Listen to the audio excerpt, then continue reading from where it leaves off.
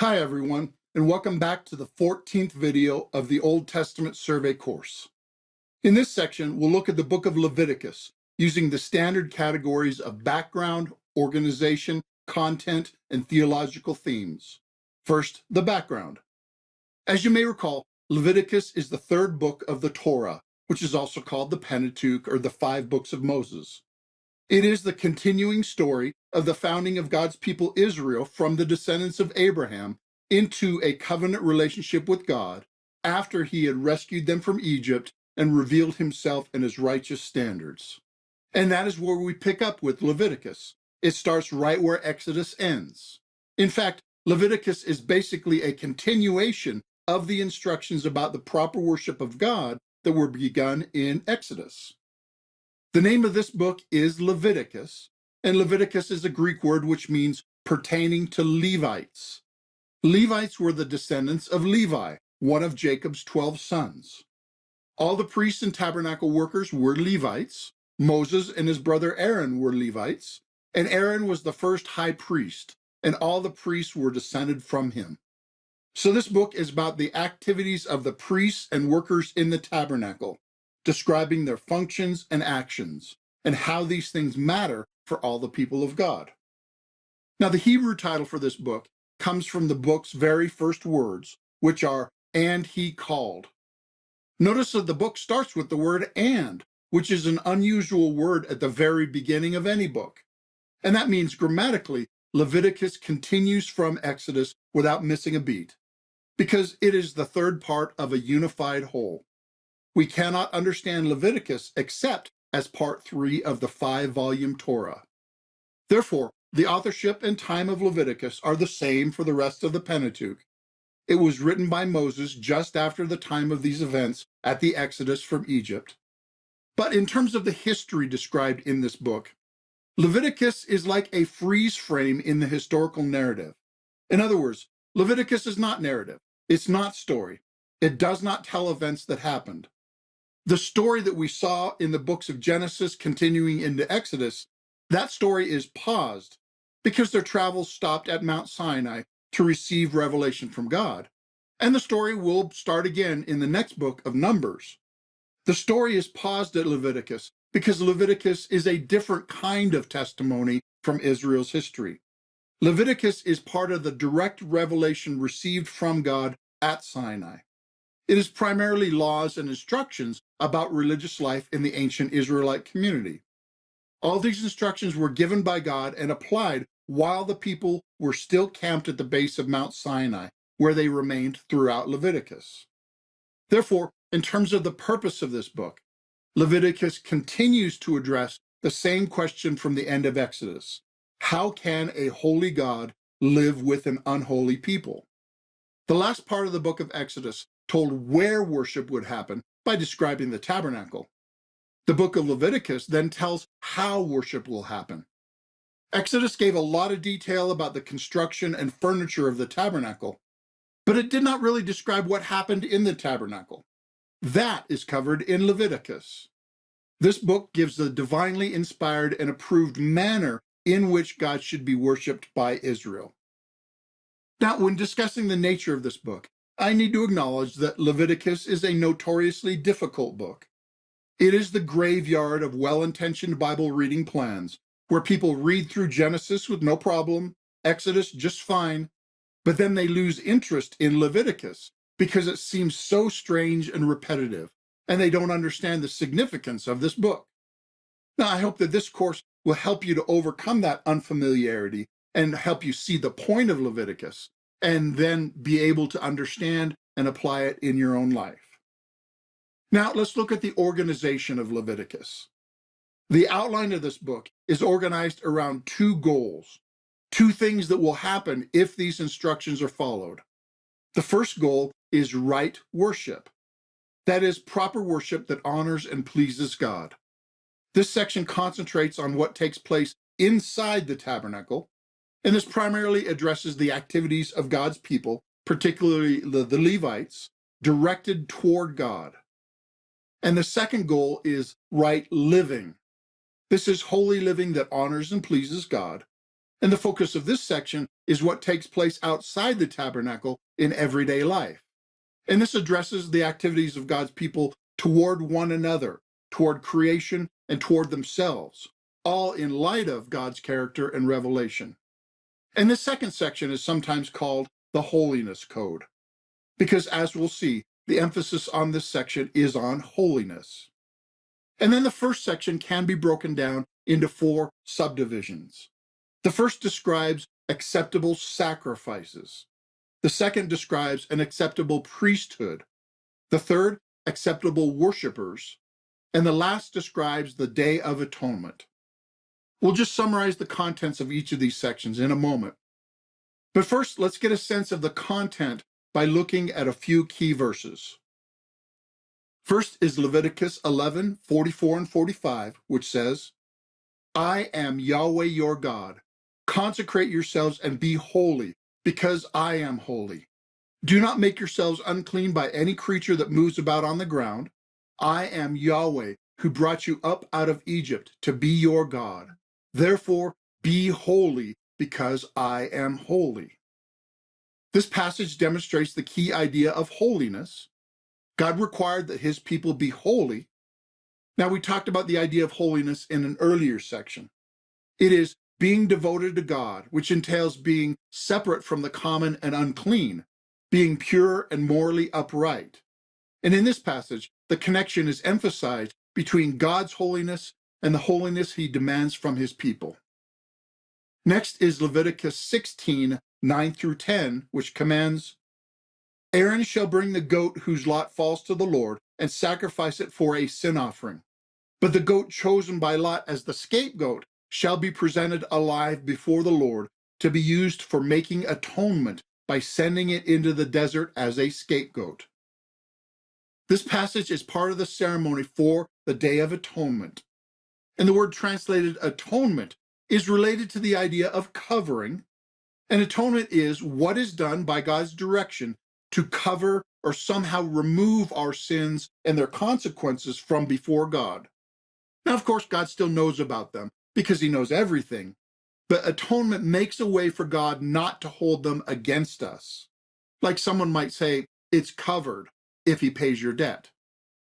Now, on the Day of Atonement, as part of the God-given ceremony to make atonement for the people, one goat was sacrificed to make atonement by blood sacrifice, and the other, called the scapegoat, was sent away, symbolizing the sins of the people being removed far away, signifying the reality of forgiveness and the effectiveness of atonement.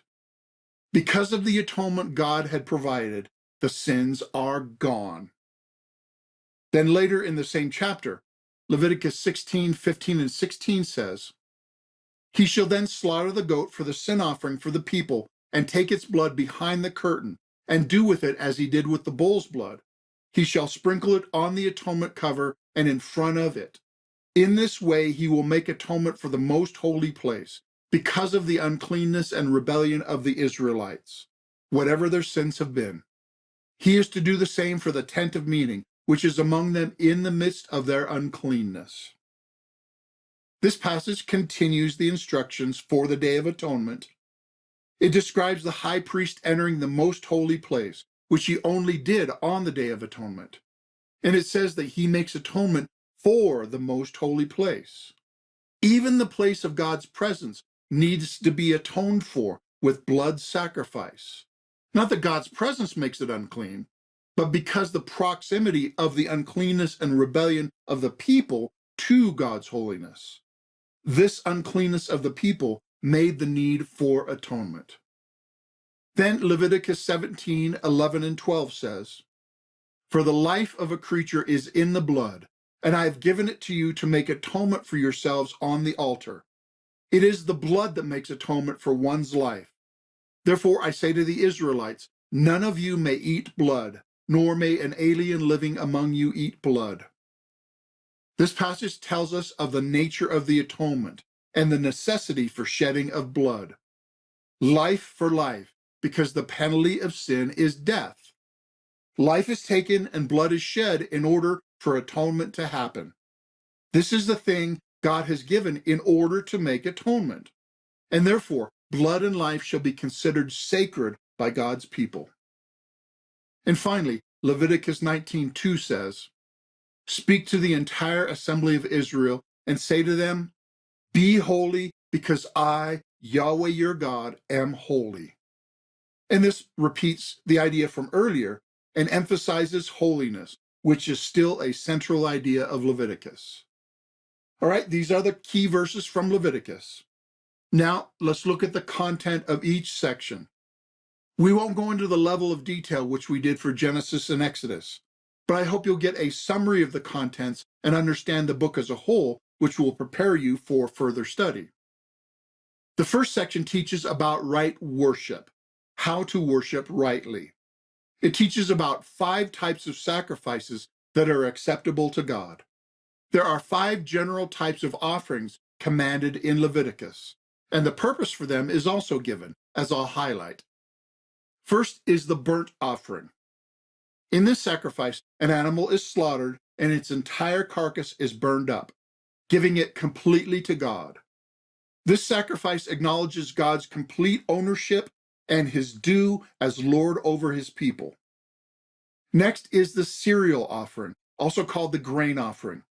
This is basically the same as the burnt offering, except it consists of grain instead of an animal. It is entirely consumed by the fire and wholly given to God. And the third is the peace offering, sometimes called the fellowship offering. This is a voluntary offering, given just to say, in essence, I appreciate the Lord. I honor the Lord as my King and my God by giving him something precious to me. Part of this offering was burned, part was given to the priests, and part was eaten by the one who offered it and by his family. It was like eating a family meal in the presence of God as a way to strengthen the fellowship and relationship with God by showing him honor and eating a meal in his presence. And there is a summary purpose statement that is repeated with each of these first 3 offerings. This phrase says it is an offering by fire, a pleasing aroma to the Lord.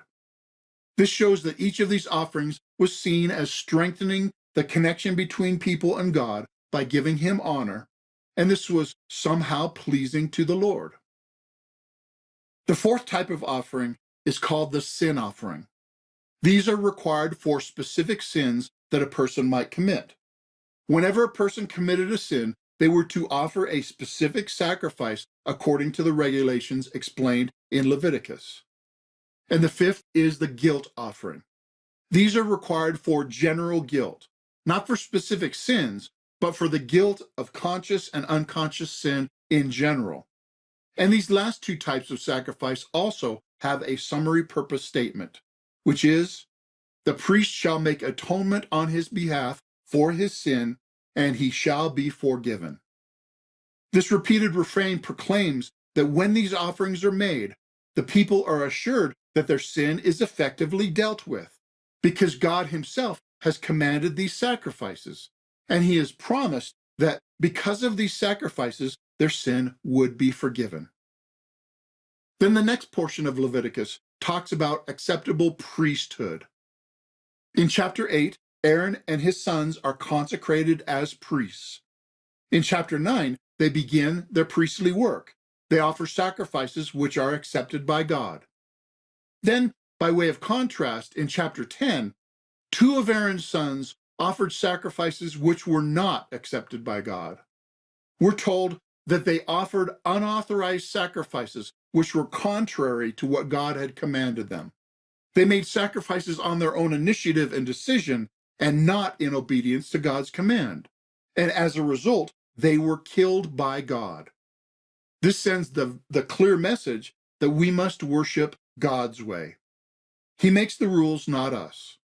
We need to beware of pushing creativity and innovation too far when it comes to worship, because there is a point where it becomes unacceptable to God if we stray from his revealed manner of worship.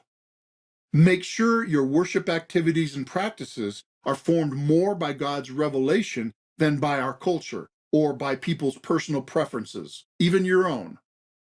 And the reason given in this chapter why they were killed is that God will show himself to be holy among his people, and he insists that he will be honored by those who approach him in worship. Then Leviticus goes on to describe acceptable worshipers. And this section highlights the idea of clean and unclean. This concept may seem foreign to us, so let me try to help with two illustrations. First, imagine if the president or the Queen of England or somebody famous or really special to you was going to visit your place. You would probably clean up, wouldn't you? You would put away your dirty socks and wash your dirty dishes. You would want everything to be right and perfect. And you would probably be very picky to not allow anything stained or disgusting to be there. And if you would refuse to clean up in this way, the uncleanness of your house would be taken as offensive for two reasons. First is that your dirty socks really are disgusting. And second, that you did not care enough about your visitor to deal with these things before your visitor arrived. Now, how much more should God be offended by vileness and uncleanness when he is present among his people? And in this larger section, he is the one who decides and reveals what is actually unclean in his sight. And for the second explanation of this concept, remember the distinction between the holy and the common. God makes a distinction between what is holy and pure by being set apart for him and what is common and therefore unclean.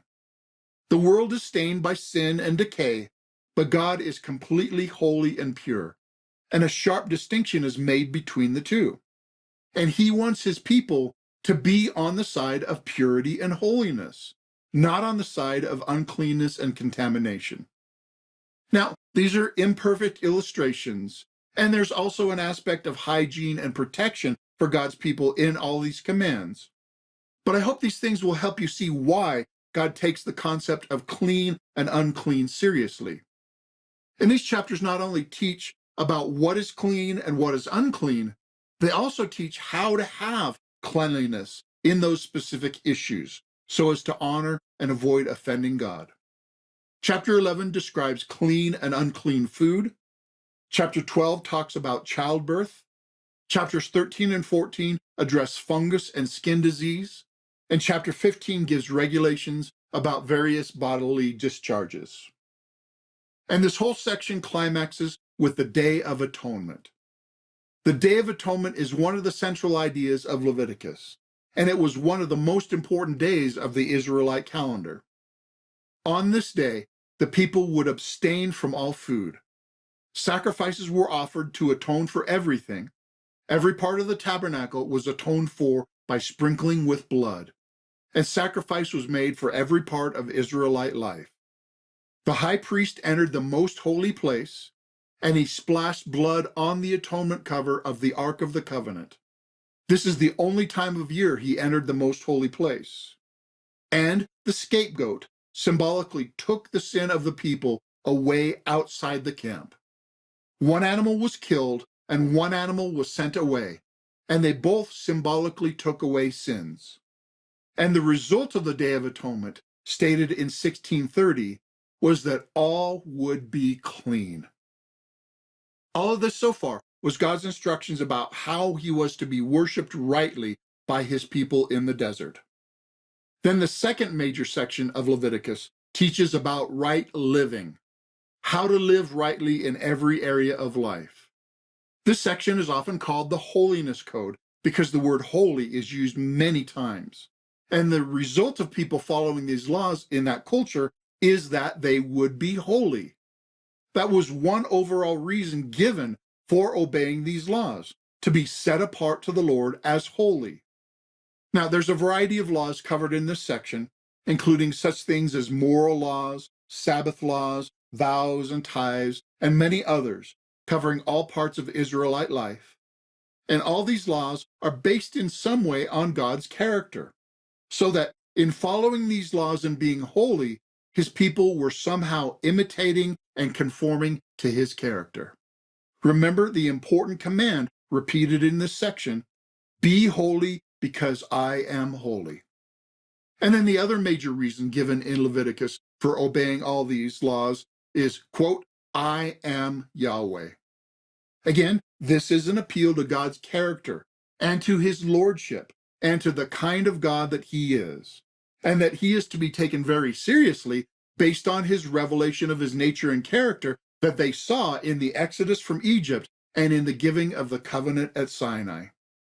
Now, let me give you one example of this connection as it relates to a controversial topic. Chapter 18 of Leviticus gives specific rules about sex, with whom people may engage in sex and with whom they may not. But look carefully at how this chapter begins. Before it gives any rules, in verses 1 through 5, God says, I am Yahweh your God. Don't do like the other nations do, but you must follow my laws and rules. I am Yahweh. Keep my rules and you will live. I am Yahweh. Before it said anything about what was acceptable and unacceptable behavior, it stressed who God is and why he has the authority to command his people in this area of life. You see, he's Lord and he makes the rules, and his people must be holy, conforming to his character. Now, we also know that he is gracious and wise, and the rules he makes are for our benefit and protection, but we cannot ever compromise the fact that he is the one who has the right to determine right and wrong, and we do not. Neither our surrounding culture, nor our courts, nor anyone but God has the authority to make these kinds of decisions. Only our God is Lord. He's not like the gods of Egypt that can be bartered with or manipulated or ignored. He is the creator and ruler of the universe. Therefore, in our culture, whenever these issues are discussed, instead of just debating this is right, this is wrong, which we should continue to do, we can also raise the more fundamental question of who really has the right to make these decisions and why. Because that question gets to the heart of the issue and the real point of disagreement in our culture. Who decides what is right and wrong? Now, that's just one example of the many ways that Leviticus is helpful and relevant, not only for the people in the days of Moses, but for us as well, because it not only talks about specific behaviors and rituals, it also connects everything to God and his character and his purposes. And it trains us to think in similar ways. Now, another part of the Holiness Code I need to mention is the religious festivals it describes. There are 7 regular festivals covered in Leviticus.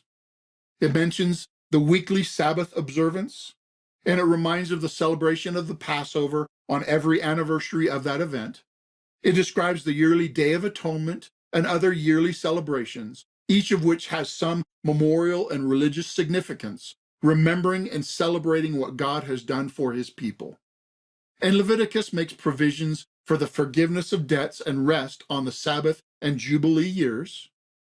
And finally, Leviticus also contains many promises of rewards for obedience to God and his commands, alongside with strong warnings of punishment for disobedience and unholiness. God made very clear that he was earnest about these things, and he expected his people to take them all very seriously. This then is a brief survey of the content of the book of Leviticus. Now let's look at the theological themes. The first theme is priesthood. In Leviticus, continuing from what was taught in Exodus, we learn that certain people were set aside as priests. Only those chosen and designated by God could be priests. And in ancient Israel, these were the male descendants of Aaron. And the rest of the Levites also served a secondary priestly function. Now, the main purpose and function of priesthood was to be a mediator between God and the rest of the people. As a go-between, a priest represented God to the people. The priests and Levites were responsible to teach the people the laws and instructions from God and make judgments whenever people had questions or disputes. And the priests also represented the people toward God, primarily by offering sacrifices and making atonement on their behalf in the tabernacle. Remember that the tabernacle was the place for God's presence among his people, both present with them and separated. And the priests were the connection mediating God's presence to the people and the people's sacrifices to God. And in the New Testament, we are taught that Jesus fulfilled all the functions of the priesthood, and therefore we no longer need human intermediaries because we all have access directly to God in Christ. Then the second theme is holiness. God's people must be separate, not common. Israel must be different from the surrounding nations. God's people must stand out as different from people who don't know God. We need to live in a way that demonstrates cleanness and holiness and God's character and greatness. We need to be set apart for God, to be like God in moral purity, because God himself is holy, and he is our moral standard. The third theme is atonement by sacrifice. We've seen the Day of Atonement. We've seen the 5 types of sacrifices. In Leviticus, we learn that God has graciously given a substitute of blood, one life given instead of the life of the sinner. And this substitute sacrifice covers the sin and brings forgiveness. Atonement is the covering of sin. And when a sin is atoned through authorized sacrifice, God no longer holds it against them. Sacrifice is the means of atonement and forgiveness of sins. And the final theme is festivals. We were barely able to touch on this, but it is an important idea in this book. There are certain times every year when God's people celebrated and dedicated time for God in community with all Israel. This is the original idea of a holiday. It is a holy day.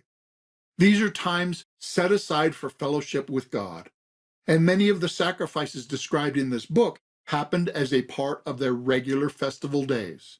And the specific festivals required for ancient Israel were described in Leviticus. All right, those are the theological themes of this book. So now let's review. The organization of Leviticus is around the 2 goals of its instruction. These are right worship and right living. And the theological themes of Leviticus are priesthood, holiness, atonement, and festivals. You can use the acronym FAF if that helps you remember these themes, or if you just like saying FAF. I hope this all gives you a new appreciation for the book of Leviticus. Yes, it can be a difficult book because it is so foreign to us, but it is actually a very influential book, especially for the New Testament understanding of sacrifice and atonement. And therefore, it helps explain the cross of Christ. And the New Testament book of Hebrews is basically an exposition of the ideas contained in Leviticus. So I hope you're encouraged to explore Leviticus a bit more. Now, in the next section, we'll look at the book of Numbers, and I'm looking forward to it. Thanks for watching.